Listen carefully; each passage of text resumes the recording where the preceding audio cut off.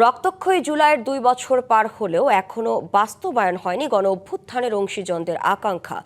বেকারত্ব, সামাজিক বৈষম্য, রাজনৈতিক টানাপোড়েন আর আইন শৃঙ্খলার অবনতি সাধারণ মানুষকে হতাশ করেছে বলে মত বিশিষ্টজনদের।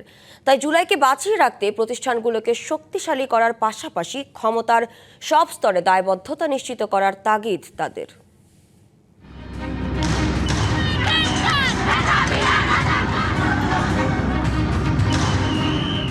ঐতিহাসিক জুলাই আগস্ট গণ অভ্যুত্থানের 2 বছর পূর্তি। 2024 সালের এই সময়ে ছাত্র জনতার রক্তক্ষয়ী আন্দোলনের মুখে পতন হয়েছিল দীর্ঘ স্বৈরাচারী শাসনের। বৈষম্য বিরোধী, ভয়হীন ও ঐক্যের যে সমাজ গঠনের আকাঙ্ক্ষায় জুলাই আন্দোলন হয়েছিল, যে ধরনের রাজনৈতিক কাঠামো ও শাসন ব্যবস্থা তৈরি করতে মানুষ স্বতঃস্ফূর্তভাবে জুলাই আন্দোলনে অংশ নিয়েছিল, তা থেকে কত দূরে বাংলাদেশ।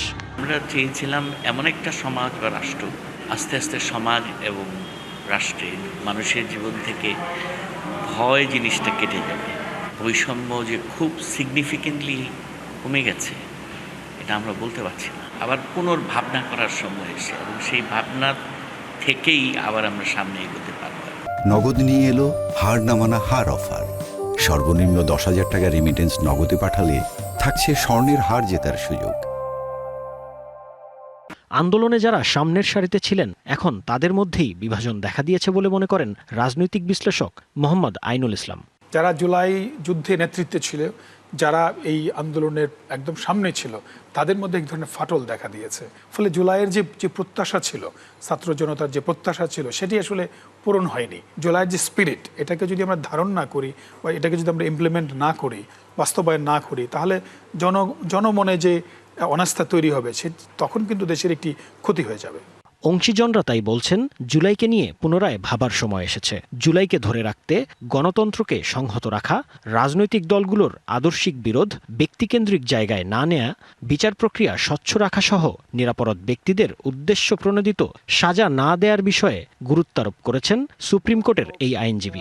পরিবর্তন নিশ্চয়ই হয়েছে, অনেকখানি এখনো বাকি আছে, যেটা আসছে সময়গুলোর মধ্যে সরকার বা আমাদের রাজনৈতিক পরিমণ্ডলে যারা আছেন তাদের এটা করতে হবে। গণতন্ত্রকে সংহত রাখা দরকার। পলিটিক্যাল পার্টিগুলোর মধ্যে যে আদর্শিক বিরোধ বা জাতিকে বিভক্ত করে ফেলার মতো বিরোধে পরিণত না হয় সেটা লক্ষ্য রাখা। বিচার প্রক্রিয়া যেগুলো চলছে এগুলো একদম স্বচ্ছভাবে সমাপ্ত করা উচিত।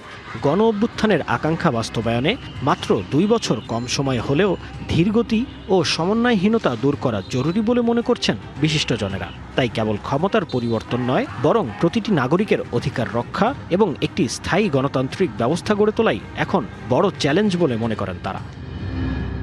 জাকারিয়া খান, ডিবিসি নিউজ, ঢাকা।